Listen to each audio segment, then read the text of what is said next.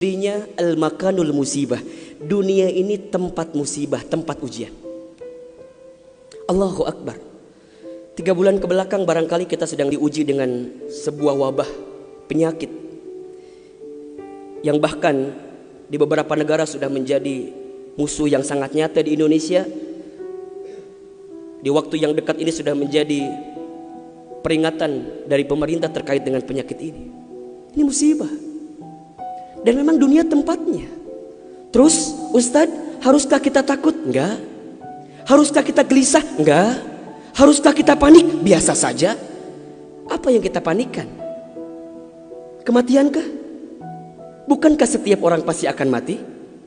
Bukankah setiap kita pasti akan menjemput yang namanya kematian? Orang beriman itu tidak takut mati. Orang beriman tidak cari mati. Orang beriman tidak gelisah dengan mati. Justru orang beriman membuat persiapan-persiapan terbaik untuk menghadapi kematian. Maka mohon maaf lahir batin, virus corona barangkali ini cara Allah untuk ngingetin manusia bahwa kita semua akan kembali kepada Allah Subhanahu wa taala. Wala nabluwannakum bisyai'in minal khaufi wal ju'i wa naqsi minal amwal wal anfusi was samarati wa basyirus sabirin. Tugas kita hanya sabar menghadapinya. Bagaimana cara sabarnya? Tentu ikhtiar. Bagaimana Kemenkes memberikan peringatan kepada kita barangkali? Rajin cuci tangan di waktu yang sekarang dengan sabun. Yang sakit, yang batuk, yang pilek menggunakan masker.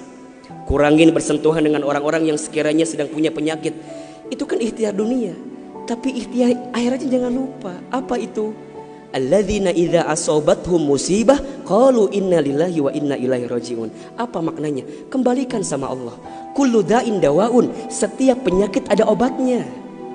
Dan obat yang paling mujarab, obat yang paling tangguh, obat yang paling hebat, obat yang datang dari Allah Subhanahu wa taala. Zikir pagi dan petang. Bahkan barangkali mungkin hadirin sudah tahu doa khusus yang Nabi ajarkan berangkat dari hadis Abu Daud ketika kita mendapatkan virus penyakit yang berbahaya. Allahumma inni a'udzubika minal barasi wal jununi wal judami wa min sayyi'il asqami. Ya Rabb, ya Rabb, sesungguhnya aku berlindung kepadamu dari penyakit belang, dari penyakit gila, dari penyakit kusta, dan kami pun berlindung kepadamu ya Allah dari penyakit yang mematikan, menyakitkan, bahkan mengerikan. Serahkan semuanya sama Allah. Dunia ini memang tempat musibah. Dan jangan kaget, setelah virus ini pasti akan datang musibah yang selanjutnya. Kemarin di Sukabumi baru gempa. Sebelumnya ada lagi longsor. Sebelumnya banjir. Memang tempatnya ujian, tempatnya musibah. Mohon maaf kalau kita hidup di dunia gak mau dikasih musibah, jangan hidup di dunia. Memang itu cirinya. Maka lihat ciri yang keempat. Apa itu Ustaz? Dunia ini al-makanul ibadah. Dunia tempat ibadah. Orang akan semakin kuat menghadapi setiap musibah jika baik ibadahnya.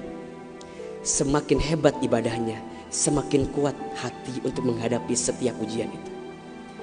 Semakin baik dia mendekat kepada Allah, maka semakin dekat jawaban jalan keluar dari setiap persoalan yang datang dalam kehidupan. Maka lihat surat Al-Mulk ayat 2. Alladzi khalaqal mauta wal hayata liyabluwakum ayyukum ahsanu amala wa huwal azizul ghafur. Dialah Allah yang menjadikan kematian dan kehidupan. Bahasa lainnya, dialah Allah yang menguji kita dengan sesuatu yang menyedihkan dan yang membahagiakan. Sebagai apa? Liyabluwakum, sebagai ujian untuk kamu sekalian. Apa yang Allah lihat? Mohon maaf, yang Allah lihat bukan ujiannya, tapi yang Allah lihat adalah ayyukum ahsanu amala. Siapa yang paling hebat menyikapi setiap ujian itu.